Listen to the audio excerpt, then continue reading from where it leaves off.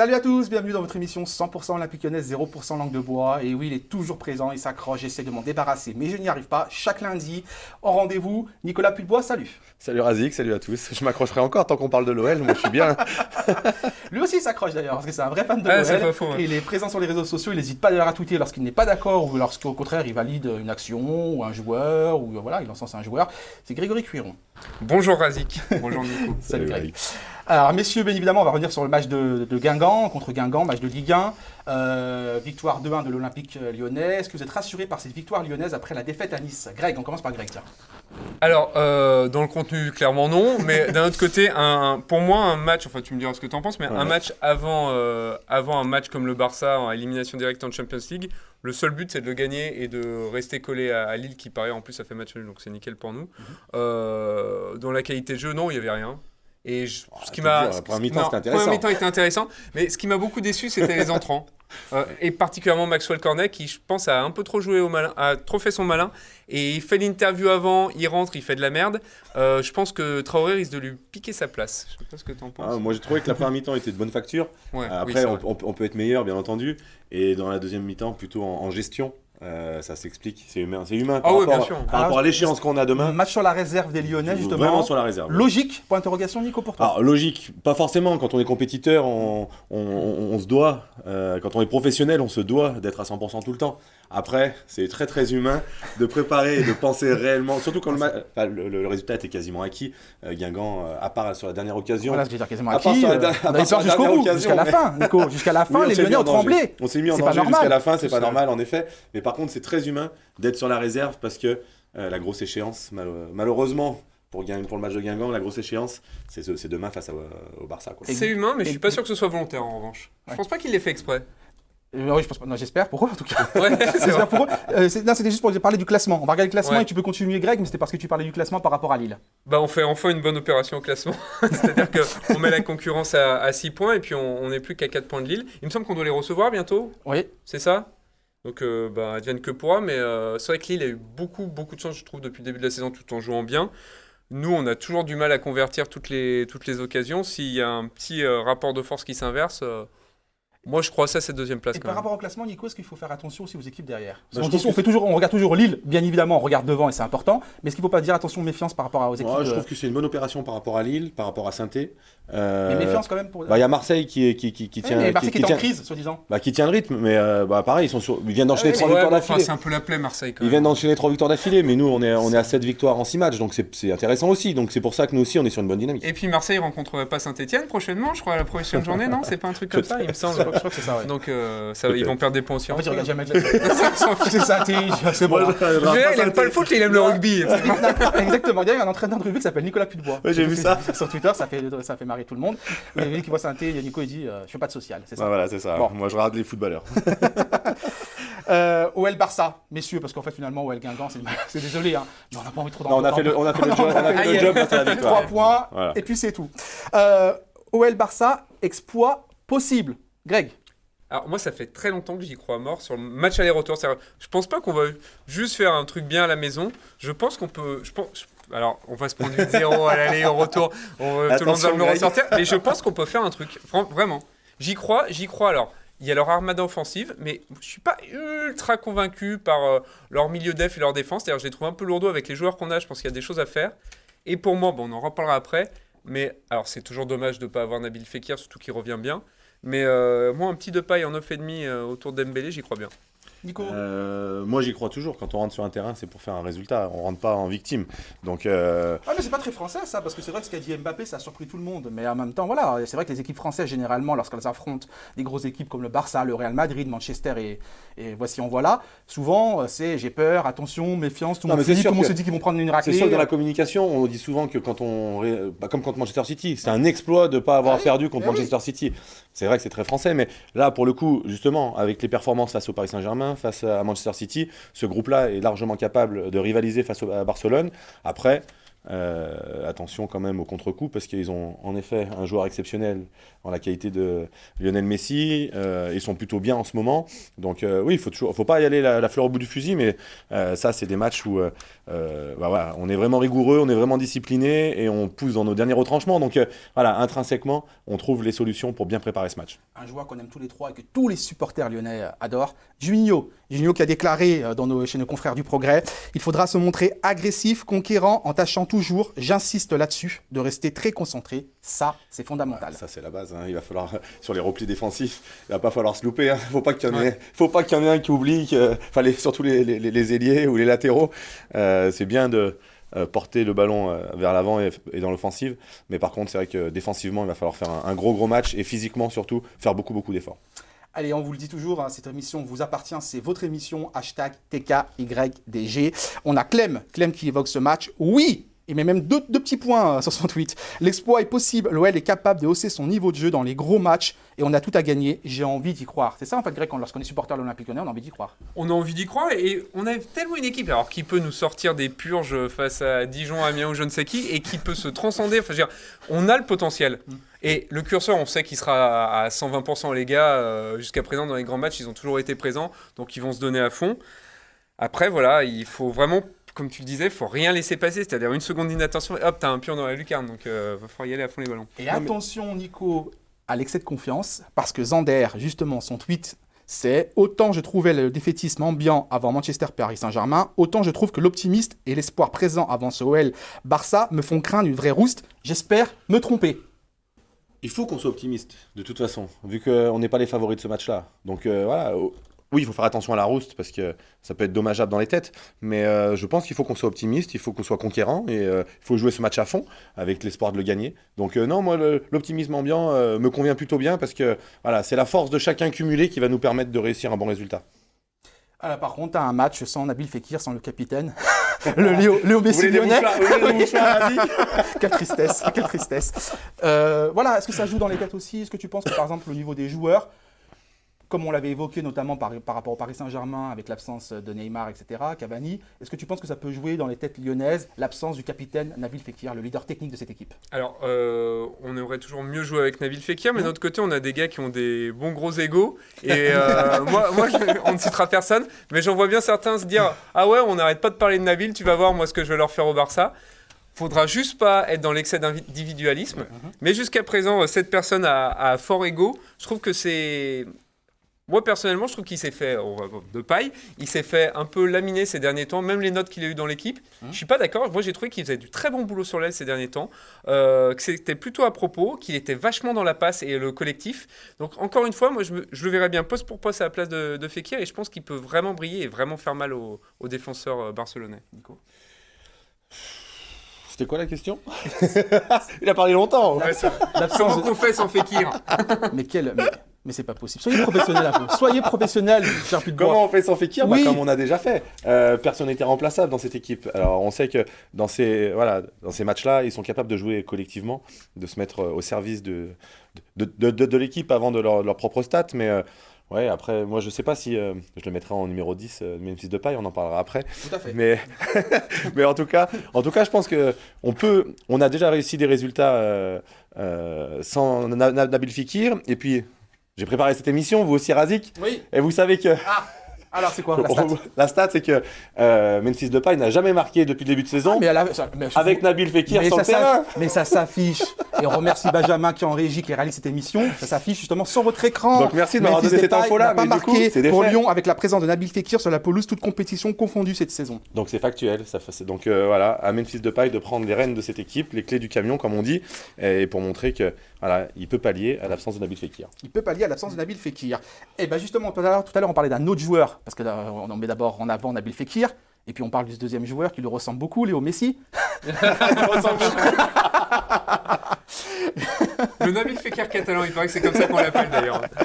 Justement, est-ce qu'il faut préparer, l'OL doit-il préparer un plan anti-Messi? Telle est la question, Nico. Non, il faut pas préparer un plan anti-Barcelone. Il faut mettre... je pense que l'équipe a été étudiée... je sais que l'équipe a été étudiée. Je sais que Bruno Genesio et son staff se sont déplacés au Camp Nou pour aller voir cette équipe-là. Donc, ouais, c'est général. Ils ont beaucoup de joueurs dangereux. Lionel Fekir... le Nabil Fekir catalan en fait partie. Et donc... Il a inscrit, alors, Lionel Messi, voilà, il a inscrit Pardon. 30 buts avec Barcelone, toutes compétitions confondues, lors de chacune de ses 11 dernières saisons. années. Ah oui, d'accord, parce que j'allais dire, il a 22 buts cette Voilà. année, parce qu'il est juste 3 buts devant. Mais tu peux Non, continuer. non, mais du coup, Voilà. non, je pense qu'il y a un plan tactique à mettre en place par rapport à Barcelone et ses circuits préférentiels. Mais mettre un joueur en individuel sur Lionel Messi, ce serait pas le plus intelligent à faire parce qu'il y aura forcément un moment ou un autre où, par ses qualités, Lionel Messi prendra l'avantage sur son vis-à-vis et créera le décalage. Donc voilà, il faut vraiment qu'il y ait une vraie rigueur et une vraie discipline défensive de la part des Lyonnais, mais pas un plan anti-Lionel Messi. N'hésite pas à le couper, hein, parce qu'il parle Pas seulement. Non, mais je veux dire, n'hésite pas, parce que c'était comme il est pas. mais il est d'accord, Mais- Non, non, je suis d'accord. Mais hashtag TKYDG. Typhoon, Gondor, on l'avait reçu sur ce plateau. Le meilleur plan est d'empêcher de l'alimenter en ballon. Prendre Ah, Messi bien sûr. nécessite sûrement trop de joueurs défensifs et créer des espaces, alors que couper les lignes de passe qu'il alimente peut désorganiser le Barça. Oui, C'est très juste. C'est très juste. hein. Ouais, comme on a fait comme Manchester, en fait, sur ce genre Exactement. d'équipe, il faut jouer haut, il faut essayer de. C'est ça, il faut d'empêcher les la empêcher, relance, il quoi. faut les empêcher de jouer, les empêcher d'avoir le ballon, les empêcher d'être dans notre camp. Donc ça passe par un pressing haut, même si on peut pas le faire tout le match parce que c'est compliqué physiquement. Mais voilà, couper les lignes de passe, forcément, ça fait partie du football et c'est l'arme la plus efficace pour éviter de l'alimenter. Opac 60 qui dit les plans anti-Messi ont très rarement fonctionné. Il faut un plan anti-jeu du Barça.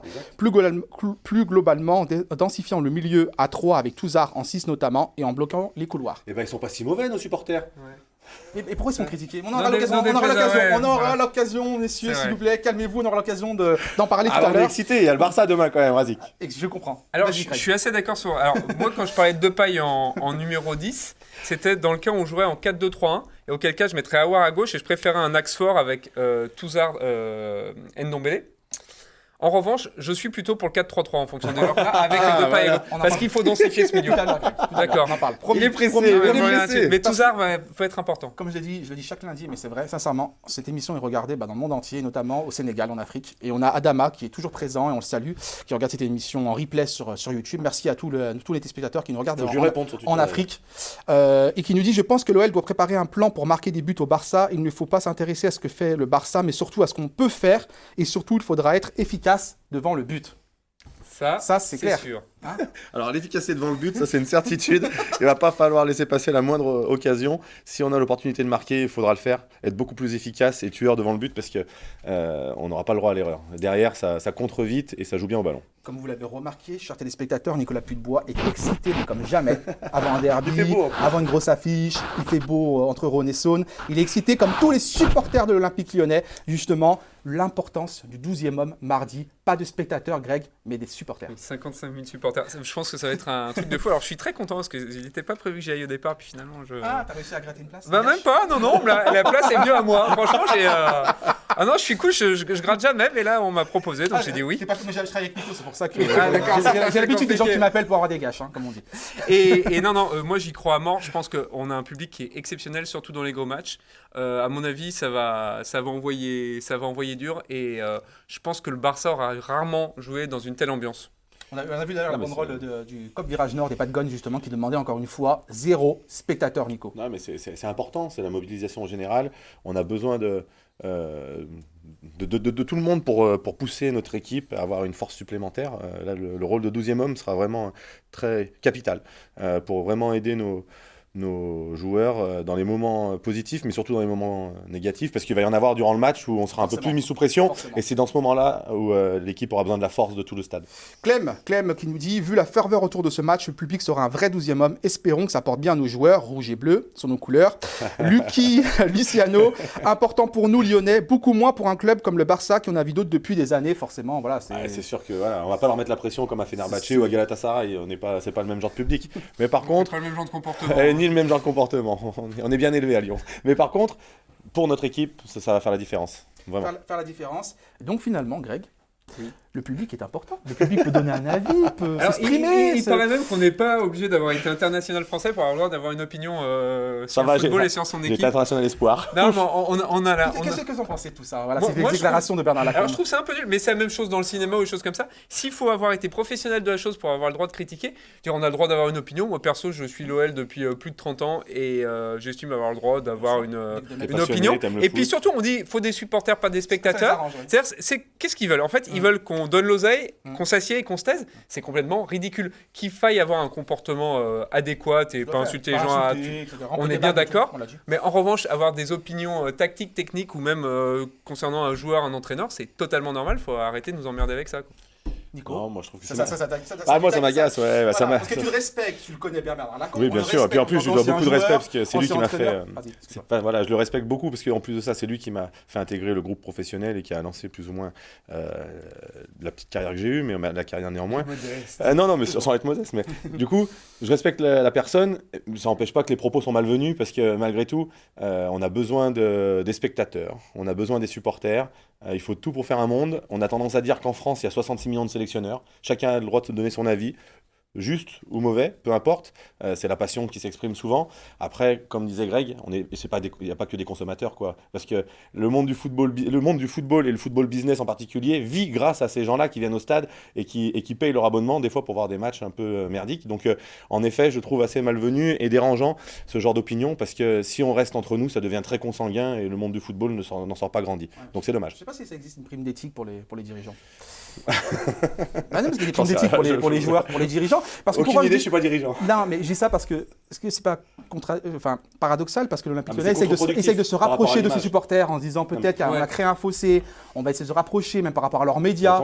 On voit qu'il y a des coulisses maintenant, voilà, les coulisses sont filmées par OLTV, etc. On se rapproche des supporters et en même temps on leur dit dégagez. Après, c'est pas on leur dit, c'est Bernard Lacombe qui avait aussi dérapé, je crois que c'était l'année dernière, où il disait que les femmes feraient mieux de retourner leur casserole. Enfin, je pense que c'est pas méchant de sa part, on va mettre ça sous compte de la maladresse. Bah, bien sûr qu'il avait tort, mais comme ça, on a un avis tranché, Greg. Non, bien, l'avis il est tranché. Je m'y connais en casserole. Hein. Mais je pense. Nous aussi. Malheureusement trop. Mais... Je pense qu'il a dérapé une fois de plus. C'est pas un mauvais bourg. Il a fait énormément pour l'OL, mais on se doit de condamner quand même ses propos. Non, mais d'ailleurs, il y a une réponse sur OL qui a fait du commerce, qui est à mon sens très juste, c'est-à-dire qu'ils apportent leur respect et ils gardent en mémoire ce que Bernard Lacombe a apporté à l'OL et au football français. Néanmoins, ils lui font remarquer que c'est malvenu et que c'est maladroit. Comme vous le savez, ça passe vite le temps. Et je sais que vous aimez en plus la partie tactique. Quel 11 de départ, messieurs, pour ce match OL-Barça, ce mardi 21h au Groupama Stadium. On va commencer par Greg, 11 de départ. Ouais, parce que du coup, alors, moi je suis entre le 4-3-3 et le 4-2-3-1. Ah, il faut trancher. Alors, je vais dire 4-3-3. 4-3-3 avec... pourquoi et quel joueur tu choisis? Alors pour deux choses. Je pense qu'il faut densifier le milieu de terrain. Mais si on a Aouar Ndombele, c'est trop léger niveau impact. On a quand même Rakitic, ils peuvent nous mettre Vidal, Arthur. Enfin bon, il y a des joueurs comme ça qui sont plus Busquets, bien évidemment. Donc je pense que c'est important d'avoir un Touzard, un peu un chien fou au milieu qui vienne agresser le porteur du ballon. Dans ce système-là, Aouar sera un peu plus libre, balle au pied. Et en plus, pourra bloquer le couloir gauche, parce que moi, je vois bien Depay pouvoir repiquer un peu dans l'axe pour venir alimenter Dembélé. D'accord. Donc, Dubois, Marcelo, parce qu'il n'y a pas le choix. Pour moi, c'est un peu le point faible. Denayer, je l'espère. Pour toi. Ouais. Denayer, je l'espère. Et Mendy. Touzard en numéro 6. Ndombele à sa droite, Aouar à gauche. Et à droite, bien qu'il m'ait un peu agacé parfois, je mettrais quand même notre ami Traoré. D'accord. Parce que je trouve que Cornet se fiche un peu du monde. Voilà, même si Cornet peut être intéressant parce qu'il y aura de la place dans le dos. Traoré, Dembélé en pointe et Depay à gauche en faisant rentrer peut-être au milieu du match Terrier que je trouve très, très, très intéressant ces derniers temps. Nico, et juste parce que pareil, vous étiez nombreux à nous avoir envoyé des tweets TKYDG, on va les afficher. Pendant que Nico parle, c'est vos propres tweets, votre propre 11 de départ. Nico, il a joué le jeu, avis tranché, on écoute ton avis. On ne s'est pas concerté. Pour moi, c'est vrai que... alors, on ne s'est pas concerté, mais on a quasiment le même 11. À un joueur près. C'est pas très... Alors pour moi, c'est contre ma philosophie offensive, mais face à Barcelone, il faut quand même densifier le milieu de terrain parce qu'il y a des vrais risques, parce qu'il y a des vrais manieurs de ballon dans l'équipe adverse. Donc j'aurai la même défense. Dubois, Marcelo et Denayer s'il n'est pas blessé. Si Denayer n'était pas blessé, j'aurais mis Marsal à la place de Marcelo, mais comme j'en ai parlé la semaine dernière, on ne change pas une défense pour un match aussi capital, donc on va laisser Marcelo et Denayer avec Ferland Mendy, Touzard en 6, en sentinelle. Ça libère le côté relayeur de... Tu m'écoutes enfin. Hein. Pas pour le joueur, pour le numéro 6. Touzard en sentinelle pour libérer un peu Aouar et Ndombele dans leur rôle de relayeur pour qu'ils aillent casser des lignes. Memphis à gauche. Ndombele dans l'axe. Et moi, par contre, je mettrais Dembélé. Dembélé dans l'axe. Il peut pas être de partout. Hein. Dembélé dans l'axe. Et puis, je mettrais Maxwell Cornet à droite. Pour une bonne et simple raison. Dans les grands rendez-vous, il est souvent présent. Et en plus de ça, je pense qu'il va falloir défendre et faire des efforts. Et je pense qu'il est, même s'il se fout un peu de la gueule du monde en ce moment, je pense qu'il est beaucoup plus rigoureux que Traoré défensivement. Voilà pourquoi même si contre Guingamp, Traoré était très intéressant défensivement parlant, j'ai trouvé. En tout cas, beaucoup plus que Cornet. Pourquoi il le fait peut-être à ce moment-là? Parce qu'il sait qu'il y a un match charnière contre le Barça et que, tiens, si je me réveillais un peu pour dire à l'entraîneur que je suis capable de faire, ça c'est chiant. Donc par rapport au 11 de départ de Nicolas Puytebois, du Grégory Cuiron, c'est un peu plus défensif que d'habitude. Au vôtre. N'hésitez pas à réagir, voilà, le débat continue, le débat se poursuit sur olympique-et-lyonnais.com et sur Twitter. N'hésitez pas à interpeller ces deux messieurs. Pourquoi, t'avais un doute? Non, du tout, c'est pour bien parler en fait, c'était pour bien m'exprimer. Voilà, c'était juste pour bien m'exprimer, Nico, c'est important de bien s'exprimer sur le terrain, mais aussi en dehors du terrain. Par rapport à ce débat qui était très intéressant, qui a été ouvert un peu par Bruno Genesio, mais qui n'a pas été trop repris, sur justement, il en avait marre un peu qu'on critique un peu les attaquants, grosso modo, en disant oui, c'est vrai qu'ils ne sont pas efficaces, etc. Et Nico, toi, par rapport justement à ce débat-là, est-ce que tu trouves que il disait qu'il laissait beaucoup de liberté à ses attaquants, en fait. Voilà, c'est ça, le débat. Il disait qu'il laissait beaucoup d'attaquants, et c'était aussi aux joueurs de prendre leurs responsabilités. On voit qu'au niveau défensif, les latéraux le font. Donc voilà, ils peuvent compenser, ils apportent offensivement, ils reviennent défendre, etc. Est-ce que tu as le sentiment que toi, les attaquants, jouent le jeu par rapport à cette liberté, justement, laissée par le coach ? Je trouve qu'il y a une liberté de temps en temps entre Memphis et Fekir. Fekir qui va plutôt sur la gauche, Memphis qui rentre dans l'axe. Après, de l'autre côté, Traoré, il reste à sa place, il ne change pas. On en a parlé la semaine dernière. Moi, j'aime bien quand les ailiers permutent pour apporter de la diversité dans le jeu. Ils le font pour moi. Traoré, de toute façon, il joue toujours à droite, il revient toujours sur son pied gauche. Il est plus imprévisible. Il essaye de tirer au lieu de faire la passe. Voilà, c'est ça, il est plus imprévisible. Ouais. Donc moi, il faudrait un peu plus de permutation, un peu plus de... C'est ça. Et pourtant, le coach reste la liberté, apparemment. C'est ce qu'il a dit. Et personne ne l'a relevé. Et je trouvais ça intéressant de me dire, est-ce que le coach dit, grosso modo... Moi, je pense qu'ils s'en servent pas assez. Voilà, Dembélé reste dans l'axe, il reste dans l'axe. Traoré reste à sa place. Venir prendre le ballon sur la gauche et percuter. D'ailleurs, je trouve qu'il a des belles facultés de dribble. Moi, j'aime bien quand il vient jouer en point d'ancrage et qui décroche. Qui décroche. Et par contre, c'est vrai que Nabil Fekir se projette pas assez pour qu'il puisse jouer. Il se projette pas assez dans le dos de Dembélé quand il le fait. Voilà, mais après ça c'est perfectible. Dembélé vient d'arriver, il faut trouver des automatismes. Alors c'est compliqué sur un match face au Barça. C'est plutôt la responsabilité des joueurs alors. Ah ouais, et puis je pense que c'est bien de leur laisser... C'est l'animation, ça reste l'animation, vas-y. On parlait de la défense, Fekir qui revient défendre dans la surface de réparation après avoir perdu le ballon. J'espère que Oussem Aouar a vu d'ailleurs, parce que je trouve qu'il vient pas souvent défendre quand il perd le ballon, et qu'il le récupère. Je trouve qu'il y a... Fekir est libre, mais je pense qu'il est plus libre vers l'arrière que vers l'avant. C'est-à-dire que je suis d'accord avec toi, il se projette peut-être moins pour contrebalancer Dembélé. Pardon. Il y a un manque de dépassement de fonction, comme on en a. C'est exactement ça. Ouais. Mais après, ça, c'est l'animation. Parce que si Bruno Genesio leur dit qu'ils ont la liberté de le faire, c'est à eux de saisir l'opportunité et de tenter les choses, bien sûr. Non, mais après, parce que c'est intéressant de savoir si c'est les joueurs, l'entraîneur. On parle de tactique, mais souvent, la vraie tactique, c'est souvent sur les phases défensives. Souvent, les coachs, alors il y a de l'animation offensive avec des dédoublements de latéraux, avec des circuits préférentiels, mais souvent les coachs laissent assez de liberté au numéro 10, à l'attaquant de pointe et aux ailiers parce que c'est les créateurs. Donc normalement, c'est à eux d'être vraiment, de saisir leur rôle de créateur et de prouver qu'ils le sont. D'accord.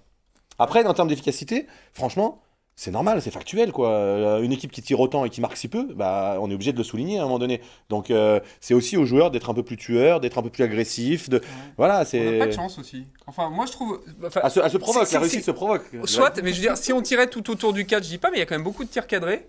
Et quand on voit certaines pépites qui mettent, c'est vrai qu'on a toujours des bons gardiens en face de nous. Alors après, il y a peut-être des explications, mais... Est-ce qu'on fait pas briller les gardiens ? C'est ce que dit Greg. C'est ce que dit Nico à chaque fois. Nico, à chaque fois, il me reprend, mais de voler quand je dis ça. Je dis la même chose que toi des fois. Il me dit, mais Razik, arrête. C'est les joueurs, c'est nos joueurs, c'est les Lyonnais qui font briller régulièrement les gardiens. Regarde, Nabil Fekir, contrôle, une touche, il enroule. Là, il a pas fait briller le gardien. Il a mis le bon geste au bon moment. Terrier a mis une très belle reprise. Terrier a mis une très belle reprise, mais Terrier est très efficace. Pour le coup, lui, on ne peut pas lui reprocher grand-chose. Entre nous, C'est un très bon joueur. C'est un Moi, très je bon pense joueur. que C'est un Terrier, très c'est très le bon futur joueur. grand joueur de Je l'OL, pense qu'il a ce il va sûrement blocage revenir. et il l'avait dit, c'est pas pour faire une autopromo Lyon Capital, il avait dit un petit peu quand même. Mais il a dit d'ailleurs, je crois Razik Brick et m'amuse. Non, c'est parce que- Mais il avait dit qu'il avait ce petit blocage, un peu psychologique, de manque de confiance. Non, mais après, Une fois qu'il aura passé ce cap-là, justement, il C'est va un vraiment jeune prendre joueur. confiance en lui. ouais. Honnêtement, C'est une excellent super joueur. Ah, c'est vraiment Bien un sûr, très, c'est un très bon très bon attaquant, joueur. j'en suis sûr. Et beaucoup de style. Je trouvais très élégant dans son port. Il y a le temps d'adaptation, c'est un nouveau joueur. Voilà, je pense que c'est un futur grand joueur de demain pour l'OL. Messieurs, prochain match, Barça, bien évidemment. Mais après, Monaco, déplacement à Monaco. Attention. Alors voilà. Deux Jardim. Attention. Mais il est bon, hein, Greg. Il est vraiment bon. C'est là qu'on voit qu'il est bon, que c'est un supporter qui peut parler, qui peut s'exprimer. Hein. J'ai le droit. Il a le droit, lui. Il a le droit, lui. Moi, je te donne tous les droits. Parce que Je peux justement, jouer en district, hein, même ce pas. n'est plus le même Monaco avec le retour de Jardim. On est d'accord, Greg? Ouais, c'est plus du tout le même Monaco. Les gars ont envie de se bouger un peu plus. Ils récupèrent quand même des joueurs blessés. Et puis Gelson Martins, Il est très en forme. il envoie lui. Avec Ronny Lopez qui est revenu, ce sera pas le même match. Après, la chance qu'on a, c'est qui va virer Monaco d'ici au week-end prochain, parce que c'est Après le président. les choses musicales, ouais, exactement. Est-ce que le match de mardi peut avoir une incidence sur cette rencontre de dimanche à Louis II? Bah, tout dépend du résultat. Si on prend une claque. Dans un sens comme dans un autre, une incidence. Si on prend une claque, franchement, avec cette équipe-là, je sais pas. C'est très compliqué. Il y a plusieurs facteurs, il y a plusieurs scénarios possibles. On prend une claque, on a la tête sous l'eau, c'est compliqué de rebondir face à Monaco. Regarde l'année On, dernière. on enchaîne, Marseille. on tape Barça et on peut s'enflammer et se prendre une déculottée une déculottée ou perdre face à Monaco. Tout est possible avec cette équipe, comme faire 2 victoires d'affilée dans la même semaine, et c'est ce que je souhaite. Ah bon? Bah, bien entendu, Razik, je suis un supporter, moi. Ça Non, y est, des fois, quand je suis plus un Quand ancien j'entends joueur. certaines personnes, j'ai l'impression que tu es contre le club. Ah bah ça, après, chacun son point de vue, sa grille de lecture, Razik, tu sais bien. Mais voilà, moi, je me suis pas fait tatouer parce que je suis quelqu'un de raisonnable, mais voilà, j'ai le cœur qui bat rouge et bleu. En tout cas, une chose est claire, c'est qu'on joue pas le 17ème de la Ligue 1. On joue pas le 17ème de la Ligue 1. C'est important de le C'est préciser. ça, C'est c'est important, vrai. il a raison Greg de le préciser, effectivement c'est important. Merci beaucoup messieurs. Donc Merci, mardi, Razik. j'espère que vous allez tous Merci, vibrer, j'espère que les supporters lyonnais Allez, vont l'OL. vibrer, vont s'enflammer. Mardi, au Groupama Stadium, 0 spectateurs, que des supporters. À très vite pour une nouvelle émission de Tankier à Dégone.